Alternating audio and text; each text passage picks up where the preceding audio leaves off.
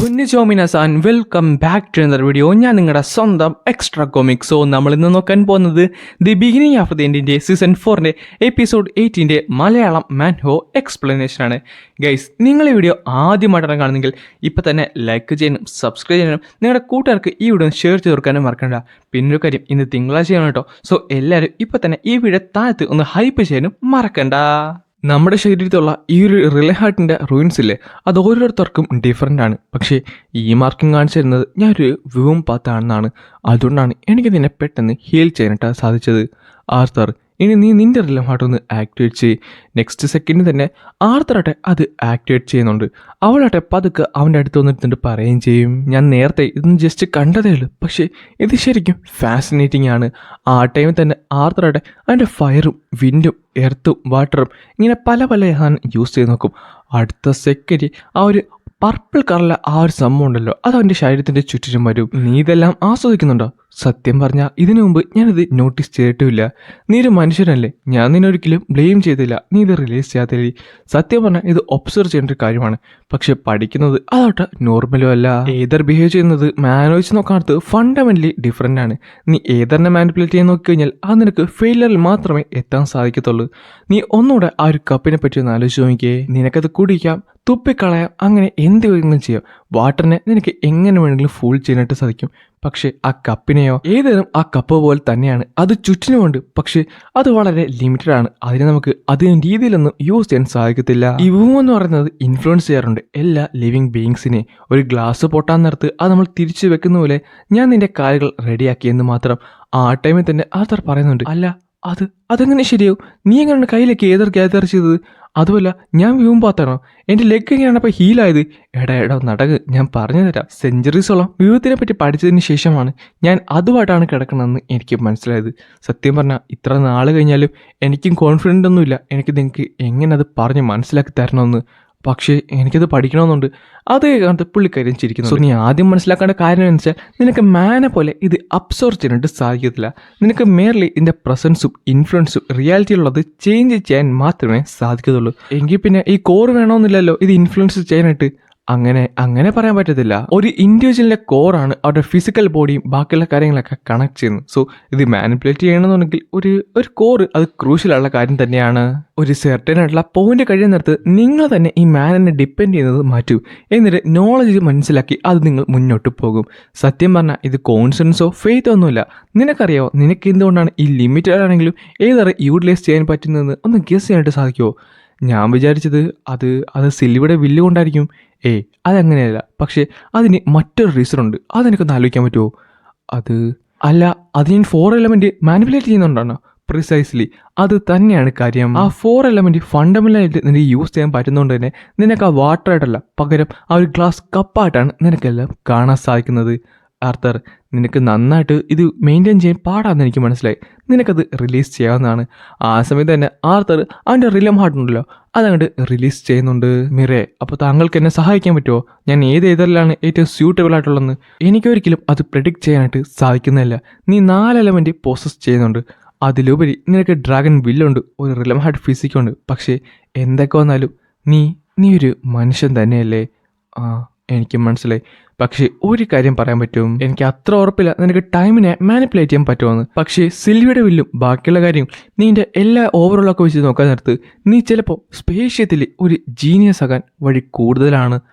അല്ല, നോളജ് ഒന്നും ഇല്ലാതെ എനിക്ക് പോസിബിലിറ്റി ഒന്നും ഇല്ലാതെ ഞാൻ എങ്ങനെയായിരിക്കും ഈ ഒരു എബിലിറ്റിനെ കൺട്രോൾ ചെയ്യുന്നത്? മിറേ പ്ലീസ്, എനിക്ക് താങ്കളുടെ സഹായം ശരിക്കും വേണം. ഈ ഒരു ഗ്രാൻഡ് എബിലിറ്റിക്ക് വേണ്ടി വലിയ ക്വാളിഫിക്കേഷൻ വേണമെന്നറിയാം, ഫിസിക്കൽ ലിമിറ്റേഷനും എനിക്കുണ്ടെന്നറിയാം. അതിൻ്റെ സ്പീഷീസിൻ്റെ പ്രശ്നമല്ലേ, ഇത്രയും വലിയ ബർഡൻ എനിക്ക് താങ്ങാൻ പറ്റുമല്ലോ? എടാ, നിന്നെക്കുറിച്ച് ഓർക്കാൻ നേരത്ത് എനിക്ക് നല്ല വിഷമമുണ്ട്. കാര്യം അത്രത്തോളം മികച്ച പൊട്ടൻഷ്യലും ഗ്രേറ്റ്നെസ്സും നിൻ്റെ ഉള്ളിലുണ്ട്. പക്ഷേ അത് നിനക്ക് കൺട്രോൾ ചെയ്യാൻ പറ്റാത്ത ഒരു കാര്യമാണ്. പക്ഷേ ഞാനൊരിക്കലും നിന്നെ മോക്ക് ചെയ്യുന്നതല്ല, നിന്നെ ഞാൻ വെറുതെ വിടാനും പോകുന്നില്ല. നിനക്കറിയല്ല, നോളജ് എന്ന് പറയുന്നത് ഇമ്മെഷറബിൾ ആയുള്ള ഒരു സ്ട്രെങ്ത് ആണ്. അതുകൊണ്ട് നീ ഒരിക്കലും അങ്ങനെ ചിന്തിക്കേണ്ട. ആർത്തർ, ഇതെല്ലാം ഞാൻ നിന്നോട് പറഞ്ഞ് ഒത്തിരിയധികം റൂൾസ് ഞാൻ ഓൾറെഡി ബ്രേക്ക് ചെയ്ത് കഴിഞ്ഞു. ഈ നോളജ് കറക്റ്റായിട്ടുള്ള ഒരാളുടെ കിട്ടിക്കഴിഞ്ഞാലുണ്ടല്ലോ അവർക്ക് വേണമെന്നുണ്ടെങ്കിൽ ഞങ്ങളുടെ ഡ്രാഗൺ റേസിനെതിരെ തിരിഞ്ഞ് ഞങ്ങളുടെ എല്ലാവരുടെ അവസാനം കാണാൻ സാധിക്കും. അതുകൊണ്ട് നീ ഒരു കാര്യം മനസ്സിലാക്ക്, ഞാൻ നിന്നെ കംപ്ലീറ്റ്ലി വിശ്വസിക്കുന്നുണ്ട്. അതുകൊണ്ടാണ് ഞാൻ ഇതെല്ലാം പറഞ്ഞത്. നിനക്ക് റിയൽ ഹാർട്ടിന്റെ ഫുൾ എക്സ്റ്റെൻഡ് യൂസ് ചെയ്യാൻ പറ്റിയില്ലെങ്കിലും നിനക്കുള്ള നോളജ് വെച്ചുകൊണ്ട് നിനക്ക് പലതും ഈ വരുന്ന യുദ്ധത്തിൽ കാഴ്ചവെക്കാനായിട്ട് സാധിക്കും. നിന്റെ കോമ്പാക്റ്റബിലിറ്റിയും നിന്റെ 4 എലമെന്റിന്റെ ആ ഒരു കൺട്രോളും അതെല്ലാം വളരെ വലുതായിരിക്കും. പക്ഷേ ഒരു പക്ഷേയില്ല. എന്നാൽ എനിക്ക് മറ്റൊരു കാര്യം പറയാനുണ്ട്. നിന്നെ ഇവിടേക്ക് കൊണ്ടുവന്ന ആ ഒരു എബിലിറ്റി ഇല്ലേ, ആ ഒരു ടെക്നിക്, അത് ആ കൂട്ടത്തിലെ ഒന്നല്ല. അത് നീ ഇനി ഒരിക്കലും യൂസ് ചെയ്യാനും പാടില്ല. അത് കഴിഞ്ഞ് ആർത്തർ മനസ്സിൽ പറഞ്ഞുണ്ട്, ഞാൻ ആഴ്ചകളോളം പ്രാക്ടീസ് ചെയ്തിട്ടാണ് ആ ഒരു സംഭവം യൂസ് ചെയ്തത്. പക്ഷേ എന്തിനു വേണ്ടി? അവളെന്നോട് ചോദിച്ച് അതെങ്ങനെയാണ് ഞാൻ സാധിച്ചതെന്ന്. ഞാനത് പറഞ്ഞു കൊടുക്കുകയും ചെയ്തു. ഞാൻ ഓർത്തത് എൻ്റെ മെക്കാനിക്സ് ഒക്കെ ഞാൻ പറഞ്ഞു കൊടുത്തു കഴിഞ്ഞാൽ അവൾക്ക് കാര്യം മനസ്സിലാകും എന്നാണ്. പക്ഷേ അത് പറഞ്ഞു കൊടുത്തപ്പോഴാണ് സംഭവം മനസ്സിലായത് അത് കംപ്ലീറ്റ്ലി ഡേഞ്ചറസ് ആയിരുന്നു. സിൽവർ കോറിലേക്ക് കയറിയത് അത് ശരിക്കും സർപ്രൈസിങ് ആണ്. അത് മാത്രമല്ല കോർഡിയുടെ പഠിപ്പിച്ചു തന്ന ആ ഒരു കോമ്പാറ്റ് ഒക്കെ വെച്ച് ഞാൻ ഇപ്പം എങ്ങനെ നോക്കിയാലും ഒരു ഡബിൾ അഡ്വഞ്ചറിൻ്റെ അത്രയായിരിക്കണം. അതും ഒരു എലമെന്റൽ മാജിക്ക് യൂസ് ചെയ്തത്. എന്നാൽ എനിക്ക് അങ്ങനെയല്ല. ഞാൻ ആർട്ടിലും അത്യാവശ്യം കുഴപ്പമില്ല. പക്ഷേ ഈ മിറാജ് വർക്ക് ആ ഒരു ടെക്നിക്ക് മാത്രമാണ് ഞാൻ ഇവിടുന്ന് എങ്ങനെയൊക്കെ പഠിച്ചെടുത്തത്. എന്നാൽ ഇപ്പം അവർക്കെതിരെ നിൽക്കാനായിട്ട് എനിക്ക് ആ ഒരു ടെക്നിക്ക് പോലും യൂസ് ചെയ്യാനായിട്ട് സാധിക്കുന്നില്ല. വിസ്റ്റം പറഞ്ഞു വെച്ച് നോക്കാനകത്ത് ഒരു സിംഗിൾ റിട്ടേണറിന് ഒരു ലാൻസിൻ്റെ ടീമിനെ തന്നെ കൊല്ലാൻ സാധിക്കൂ. എനിക്കറിയാം നോളജാണ് പവർന്ന്. പക്ഷേ ഇവിടെ എനിക്കത് ഒട്ടും ഹെൽപ്പ് ചെയ്യുന്നില്ല. അലക്കറിനെ ഡിഫീറ്റ് ചെയ്യാനായിട്ട് നോളജ് എന്നെ ഒട്ടും സഹായിക്കുമെന്ന് തോന്നുന്നില്ല. അത് കഴിഞ്ഞ് അവളെയാണ് കാണിക്കുന്നത്. ആർത്തറായിട്ട് പതുക്കെ നടന്ന് അവളുടെ അടുത്തേക്ക് വരുന്നുണ്ട്. ആർത്തർ, ഞാൻ ആൻറ്റിസിപ്പേറ്റ് ചെയ്ത പോലെ തന്നെ ഭൂത്തിൻ്റെ കാര്യത്തിൽ നിനക്ക് കുറച്ച് പാടാണ്.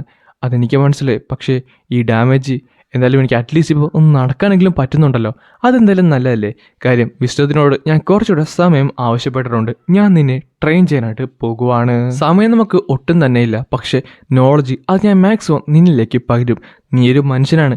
നിനക്ക് മാന യൂസ് ചെയ്യുന്നതിൽ എല്ലാത്തിലും ലിമിറ്റേഷൻ ഉണ്ട്. പക്ഷേ അതൊന്നും ഇപ്പോൾ ഓർക്കേണ്ട കാര്യമില്ല. എന്തായാലും നീ ഒരു കാര്യം ചെയ്യും. നീ ഫുൾ മാജിക്കൽ സ്പെല്ലും നിനക്ക് പറ്റുന്ന എല്ലാ കോമ്പിനേഷനും കൊണ്ട് നീ ഒരു അറ്റാക്ക് ചെയ്ത് നോക്കിയേ.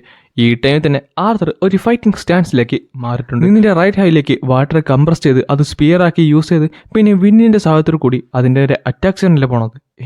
എന്ത്? ഞാൻ പറഞ്ഞില്ലേ നിനക്ക് ഫുൾ പവർ എന്നെ അറ്റാക്ക് ചെയ്യാമെന്ന്. ആ ടൈമിൽ തന്നെ ആർത്തർ ശരിക്കും ഒന്ന് ഞെട്ടി.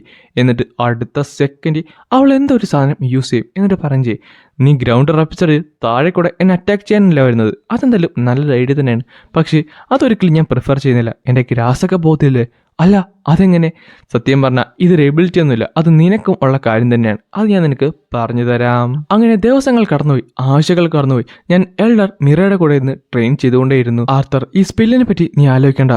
അല്ല, താങ്കൾ എന്നെ വീണ്ടും ഹീൽ ചെയ്യുമെന്ന് അത് ഞാൻ ഒരിക്കലും ഓർത്തില്ല. അതേ മൈനർ ഇഞ്ചുറീസ് പ്രോപ്പറായിട്ടുള്ള മാനർ ഫ്ലക്ച്വേഷൻ ഉണ്ടെങ്കിൽ മാത്രമേ എനിക്ക് ഫിസിക്കൽ തലത്തിൽ എന്തെങ്കിലും ചേഞ്ച് സാധിക്കത്തുള്ളൂ.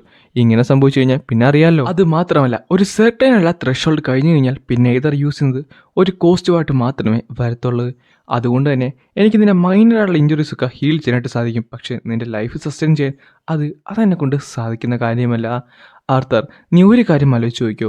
നിനക്ക് എപ്പോഴെങ്കിലും ഒരു ഒപ്പോണൻറ്റ് വരും. അവൻ്റെ സ്പെല്ല് വോക്കലൈസ് ചെയ്യുന്നതായിരിക്കും. അതിൻ്റെ സൈസ്, ഷേപ്പ്, ഡ്യൂറേഷൻ എല്ലാം അത് കൺട്രോൾ ചെയ്യാനായിട്ട് സാധിക്കും. പക്ഷേ അതേപോലെ തന്നെ നീ മറ്റു കുറച്ച് എനിമീസിൻ്റെ ഫ്രണ്ടിലും വരും. അവരിതൊക്കെ യൂസ് ചെയ്യുന്നത് ജസ്റ്റ് നിന്നൊന്ന് പറ്റിക്കാൻ വേണ്ടി മാത്രമായിരിക്കും. നിന്റെ പ്രശ്നം എന്ന് വെച്ചാൽ നീ എല്ലാത്തിൻ്റെ മുന്നിൽ കടക്കാനായിട്ട് നോക്കുവാണ്. ഒരു സ്പെല്ല് കോൺസെപ്റ്റ് ചെയ്യുന്നതിന് മുമ്പ് തന്നെ നീ അത് മാനിഫെസ്റ്റ് ചെയ്യാനായിട്ട് നോക്കുവാണ്. സത്യം പറഞ്ഞാൽ ഡെക്കേഡ്സ് എടുത്തിട്ടാണ് അത് ഞാൻ തന്നെ ഒന്ന് മാസ്റ്റർ ചെയ്തത്. ഡ്രാഗൺസിൻ്റെ ഇടയിൽ തന്നെ അത് വൺ ഓഫ് ദി ഫാസ്റ്റസ്റ്റ് ആയിരുന്നു. അത് കുഴപ്പമില്ല. എങ്കിൽ നമുക്ക് ഒന്നുകൂടെ തുടങ്ങിയാലെന്നും പറഞ്ഞിട്ട് ആർത്തർ വീണ്ടും എഴുന്നേറ്റ് നിന്നിട്ടുണ്ട്. മിറയുടെ തൻ്റെ കയ്യിലേക്ക് ഈ എയ്തറൊക്കെ ഗ്യാദർ ചെയ്യുന്ന നെക്സ്റ്റ് സെക്കൻഡ് വിൻഡ് ബുള്ളറ്റ് പറഞ്ഞുകൊണ്ട് ആർത്തർ അറ്റാക്ക് ചെയ്യുന്നുണ്ട്.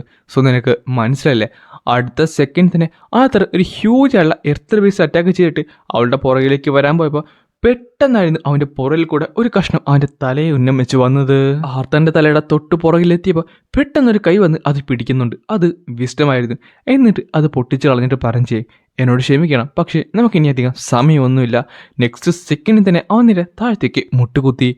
എന്നോട് ക്ഷമിക്കൂ, ഞാൻ പെട്ടെന്നാണ് ഇവിടേക്ക് വന്നത്. വിസ്റ്റം, നീ എന്ത് കാണിക്കുവാണ്? എഴുന്നേക്കാൻ നോക്ക്. അല്ല, എനിക്കറിയാമായിരുന്നു മിറയ്ക്ക് ഇന്ദ്രജ് ക്ലാൻ്റെ മേളിൽ കുറച്ചധികം ഇൻഫ്ലുവൻസ് ഉണ്ടെന്ന്. പക്ഷേ വിസ്റ്റം ഇങ്ങനെ കാണിക്കണമെന്നുണ്ടെങ്കിൽ അത് ഞാനൊന്നും പറയാതെ പെട്ടെന്ന് ഇവിടേക്ക് വന്നതിൽ എന്നോട് ക്ഷമിക്കേ. ലോർഡ് ഇന്ദ്രജിത്ത് ആർത്തന് വേണ്ടിയുള്ള അടുത്ത ആളെ കണ്ടുപിടിച്ചിട്ടുണ്ട്. ആൻഡ് അത് മാത്രമല്ല, അവൻ കുറച്ച് ഇംപേഷ്യൻ്റാണ് അവൻ്റെ സ്റ്റുഡൻറ്റിന് വേണ്ടി. അത് കുഴപ്പമൊന്നുമില്ല, എനിക്ക് മനസ്സിലായി. ആർത്തന്നെ ആവശ്യത്തിനേറെ ഞാൻ കാര്യങ്ങൾ പറഞ്ഞു കൊടുത്തിട്ടുണ്ട്. പിന്നെ ഇവനെനിക്ക് ഇഷ്ടപ്പെട്ടു. സോ എന്തെങ്കിലും പ്രശ്നം വന്നു കഴിഞ്ഞാൽ ഒന്ന് പറഞ്ഞാൽ മതി.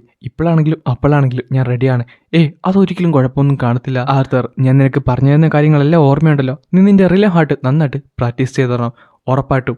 പിന്നെ നമ്മൾ ഇനി അടുത്ത പ്രാവശ്യം കാണുന്നിടത്ത് ഞാനിത് മാസ്റ്റർ ചെയ്തിരിക്കും. അങ്ങനെ അവരോട് ബൈ പറഞ്ഞിട്ട് പതുക്കെ ഇറങ്ങുവാണ്. ഈ സമയത്ത് ആർത്തറിനെ വിസ്റ്റം ഒന്ന് തുറച്ചു നോക്കുന്നുണ്ട്. എന്തേ എന്റെ മുഖത്ത് വല്ലതും ഉണ്ടോ? ലേഡി മിറ നിന്നെ ഹീൽ ചെയ്തു, അതിലുപരി നിന്നെ അവർ ട്രെയിൻ ചെയ്തു. സത്യം പറഞ്ഞ നിന്റെ ലക്ക് എന്നെ ശരിക്കും അമേസ് ചെയ്യുന്നുണ്ട്. അല്ല സത്യം പറഞ്ഞ ആരാണ് ഈ മിറേ? കൊള്ളാം, ലേഡി മിറ നിന്നോട് പറഞ്ഞിട്ടില്ലല്ലേ? അദ്ദേഹം പറഞ്ഞില്ലെങ്കിൽ ഞാൻ നിന്നോട് പറയാൻ ഒരിക്കലും അർഹനല്ല. ഞാനൊരു കാര്യം പറയട്ടെ, ഞാനിവിടേക്ക് ആദ്യം വന്നപ്പോൾ നീ ഇവിടെ വലിയ ആളാണെന്നാണ് വിചാരിച്ചത്. പക്ഷേ നീ ഒന്നുമല്ലല്ലേ മനുഷ്യ. നിന്റെ വാക്കുകൾ സൂക്ഷിച്ചു വേണം നീ ഉപയോഗിക്കാനായിട്ട്. ഞാൻ ഇവിടുത്തെ വല്ല ഹയർ റാങ്ക് ഒന്നും അല്ലായിരിക്കും, പക്ഷേ നിങ്ങളെ വെച്ച് നോക്കാത്ത ഞാൻ ഏറെ സ്ട്രോങ്ങർ ആണ്. എന്തായാലും വാ, നിന്റെ ആള് കാത്തിരിപ്പുണ്ട്. അങ്ങനെ അവരാട്ടെ ഒരു ഗേറ്റിന്റെ അകത്തേക്ക് കയറിയിട്ടുണ്ട്. നെക്സ്റ്റ് സെക്കൻഡ് തന്നെ ഒരു ഹ്യൂജ് ആയിട്ടൊരു സ്ഥലത്തേക്കാണ് വന്നിട്ടുള്ളത്. അല്ല, ഇവിടെയാണ് അടുത്ത ട്രെയിൻ സെഷൻ.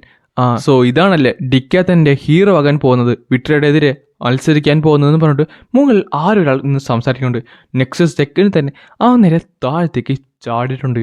ചാടി താഴ്ത്തു വന്ന അടുത്ത സെക്കൻഡ് തന്നെ അവിടെ വലിയൊരു എക്സ്പ്ലോഷനും സംഭവിക്കുന്നുണ്ട്. ഇഷ്ടമാട്ടെ ഇതെല്ലാം പ്രിപ്പയർ ആയിരുന്നു. എന്നാൽ അടുത്ത സെക്കൻഡ് തന്നെ തന്നെ ഒരു വലിയ കൈ വന്ന് പിടിക്കും. എന്നിട്ട് അവനെ പൊക്കിയെടുക്കും. എന്നിട്ട് പറയുകയും ചെയ്യും, സോ നീയാണല്ലേ ആ കൊച്ച് കുരുപ്പ്. അടുത്ത സെക്കൻഡ് തന്നെ അവൻ വീണ്ടും അവന്റെ പഴയ രൂപത്തിലേക്ക് വരുന്നുണ്ട്. നിന്റെ എക്സ്പ്രഷൻ വെച്ച് നോക്കിയിട്ട് നീ ഒട്ടും പേടിച്ചില്ല എന്ന് തോന്നുന്നു ആർത്തർ. നീ എന്തായാലും റണ്ണിനെ മീറ്റ് ചെയ്തോ, അവനായിരിക്കും നിന്റെ അടുത്ത teacher. Next to meet you. എൻ്റെ പേര് ആർത്തർ എന്നാണ്. ഞാൻ താങ്കളുടെ കേരളായിരിക്കുള്ളത്. വിസ്റ്റം, യുവമാരുടെ ശിക്ഷ എങ്ങനെയാ? ശിക്ഷയോ? എന്തിനി? അല്ല, നീ താമസിച്ചോന്നല്ലേ? അപ്പോൾ എങ്ങനെയാ? കൈവിരലാണോ കാൽവിരലാണോ അതോ വേറെന്തെങ്കിലും ആണോ? നിങ്ങൾ എന്താണ് ഈ സംസാരിക്കുന്നത്? അതെന്ത് ശിക്ഷയാണ്? അത് ലേറ്റ് ആയതിനോ? അങ്ങനെയല്ല, അവരുടെ ലോകത്ത് അങ്ങനെ വലിയ കാര്യമൊന്നുമില്ല. അങ്ങനെ ഇല്ലെന്നോ? അതെന്ത് കോപ്പാണ്? ആകെപ്പാട് കുറച്ച് ലൈഫ് സ്പാനുള്ളത്. ഞാൻ വിചാരിച്ചത് അവർ സമയത്തിനായിരിക്കും ഏറ്റവും കൂടുതൽ വില നൽകുന്നതെന്നാണ്. നിങ്ങൾ മനുഷ്യർ ശരിക്കും ബാക്ക് വിരലാക്കിയാണല്ലോ. ശരിയാ, ഞങ്ങൾ ശരിക്കും ബാക്ക്വേർഡിലാക്കാം. അതൊക്കെ അവിടെ നിൽക്കട്ടെ. ആദ്യം തന്നെ നമ്മൾ വന്ന കാര്യത്തിലേക്ക് കിടക്കാം. ഒന്നുമില്ലെങ്കിലും ഫോർ സെക്കൻഡ് ക്യാരക്ടർ ഇവിടേക്ക് വന്നത് മറ്റൊരു കാര്യത്തിന് വേണ്ടിയല്ലേ? ആർത്തർ, നീ ഉടുപ്പൂരാൻ നോക്ക്. അത് തന്നെ ഇപ്പം തന്നെ ചെയ്തേക്കാന്ന് പറഞ്ഞിട്ട് ആർത്തർ കംപ്ലീറ്റ് ബ്ലാങ്ക് ആയിപ്പോയി. എന്നിട്ട് ഫുള്ള് അവൻ ഊരി നിൽക്കുന്നുണ്ട്. ഈ സമയം പറയുന്നുണ്ട്, അല്ല ഇത് മതിയോ? എന്താ ഇനി വേറെ എന്തെങ്കിലും ഞാൻ ഊരണോ? അടങ്ങി നിൽക്കടാ, ആദ്യം നോക്കട്ടെ എന്ന് പറഞ്ഞിട്ട് അവൻ്റെ ശരീരത്തിൽ ഫുള്ള് നോക്കുന്നുണ്ട്. അപ്പോഴാണ് ആ ഒരു കാര്യം അവൻ കണ്ടത്. അല്ല ഇത് നീ എന്താണ് ചെയ്തത്? ഡ്രാഗൺസ് ബ്രദർ, സത്യം പറഞ്ഞാൽ നല്ലൊരു ക്രാഫ്റ്റ് മെറ്റീരിയലാണ് അത്. നിന്റെ കയ്യിലിരിക്കുന്ന കാണുന്നത് ക്രാഫ്റ്റ് മെറ്റീരിയലോ? അതെ, ഞങ്ങളുടെ വിങ്സ് എന്ന് പറഞ്ഞ് ശരിക്കും പർട്ടിക്കുലറായ ഒരു കാര്യമാണ്. അതിന് യുണീക്കായുള്ള പ്രോപ്പർട്ടീസ് ഉണ്ട് മാനയിലും ഏതറിലും. സോ അതുകൊണ്ട് തന്നെ ഇത് ഞങ്ങൾ ഒരിക്കലും ആർക്കും കൊടുക്കാറില്ല. നിന്റെ കയ്യിൽ ഒരെണ്ണം ഉണ്ടെന്നുണ്ടെങ്കിൽ അത് അത്രത്തോളം ട്രസ്റ്റിന്റെ അഫക്ഷന്റെ ഒരു ഉത്തരമാണ്. അതെനിക്ക് അറിഞ്ഞൂടായിരുന്നു. അല്ല നിങ്ങളുടെ മാറിക്കേ, അതൊക്കെ മാറ്റിയെന്ന് പറഞ്ഞിട്ട് തന്നെ കംപ്ലീറ്റ്ലി അവൻ ശരിക്കും ടെസ്റ്റ് ചെയ്യാനായിട്ട് നോക്കി. എന്നിട്ട് പറഞ്ഞുണ്ട്, നീ ഒരു ബേസിക് ആയിട്ടുള്ള സ്പെല്ല് ക്രിയേറ്റ് ചെയ്യും. എനിക്ക് എൻ്റെ റൈറ്റ് ഹാൻഡ് യൂസ് ചെയ്യുന്നതായിരിക്കും. പിന്നെ അതിന് 2.5 മീറ്റർ ഹൈറ്റും വേണം, 20 സെൻറ്റിമീറ്റർ റേഡിയസും വേണം. അത് തന്നെ ചെയ്യും. അടുത്ത സെക്കൻഡ് തന്നെ ആർത്തർ അത് ചെയ്യുന്നുണ്ട്. അതേപോലെ തന്നെ അവൻ്റെ ഓരോ അറ്റാക്സും, അതായത് ഓരോ പവറും എല്ലാം ഡീറ്റെയിൽ ആയിട്ട് ചെക്ക് ചെയ്യുന്നുണ്ട്. അങ്ങനെ അന്നേ ദിവസം വൈകുന്നേരമായി. ബേസിക്കുള്ള മെഷർമെന്റ്സ് എന്തായാലും കംപ്ലീറ്റ് ആയിട്ടുണ്ട്. എന്തായാലും ഇനി മാൻ ആർട്സിലേക്ക് കടക്കാം. പെട്ടെന്ന് ദൂരത്തുനിന്ന് ഒരു വലിയ ഗോളം ആർത്തൻ്റെ നേരെ വരുന്നുണ്ട്. ആർത്തറാട്ടെ അതിനെ അറ്റാക്ക് ചെയ്യുന്നുണ്ട്.